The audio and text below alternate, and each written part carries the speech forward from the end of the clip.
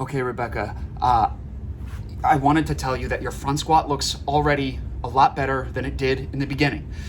So even though I'm giving you feedback and continuing to give you feedback on it, it doesn't mean that you're not doing it properly. So I want you to feel confident. It's really important. I want you to feel confident in your front squat. One of the things, let's see, it's so much to focus on, so I'm gonna try to break it down, very simply, but I want basically two things now for focus on the front squat, as you remember everything else you need to do for the front squat as well. And you already know this one, but I'm gonna remind you, and they actually tie into each other. I want you to think about holding a big arch in your upper back. This is me just kind of chilling. This is me holding a big arch. Why do I want to do that? Because if I have a rounded back, and I'm not saying your back is rounded, I'm saying for demonstration purposes, but if my back is round, I'm really limited in how high I can pick up my elbows. But if I arch my upper back, that becomes a ton easier. This requires what we call thoracic mobility. You probably know that because you're a nurse and you're smarter than me by a whole lot. I thought I just saw a spider. Good heavens.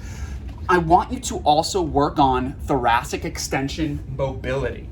So one thing you're gonna do is get a foam roller, place it right beneath your shoulder blades, hands together, elbows close, and it's very casual, but I'm arching my upper back over the foam roller.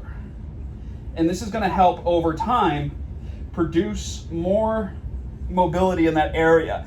You don't want to do like a huge one because then your low back just starts arching, which we don't want. So the elbows need to go higher, but in order for them to go higher, you need to have bigger thoracic extension ability. Let me know if that makes sense. When you do your Turkish get-up, make sure you hit that bridge position.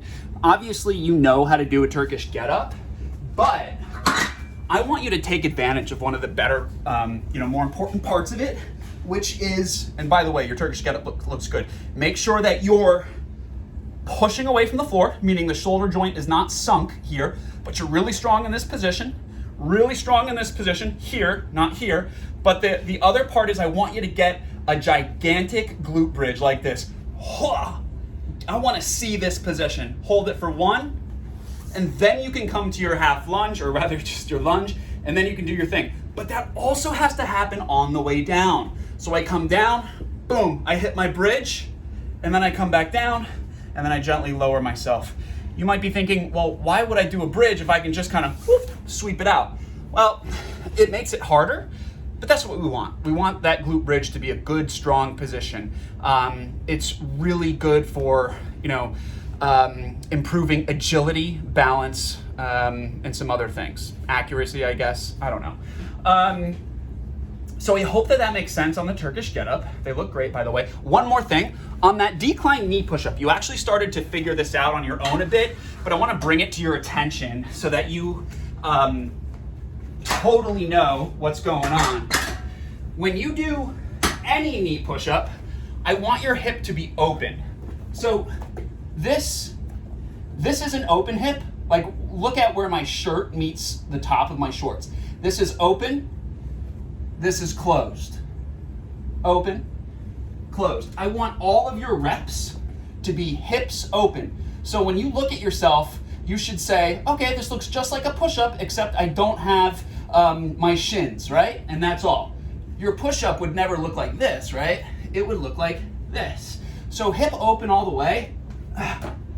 And then you're gonna think to yourself, nose to floor. You don't really have to touch it, but I do. Nose to floor. All right, elbows are, in, and then I'm here. This makes the push-up a little bit, easier, but really the point of it is to make sure that the glutes can be engaged and the core can be engaged. And of course, that looks more like, your legitimate push-up as opposed to doing a push-up like this. All right, that's plenty for now, dude. I owe you double under feedback. I won't forget. This was just more important for the moment. Okay, bye.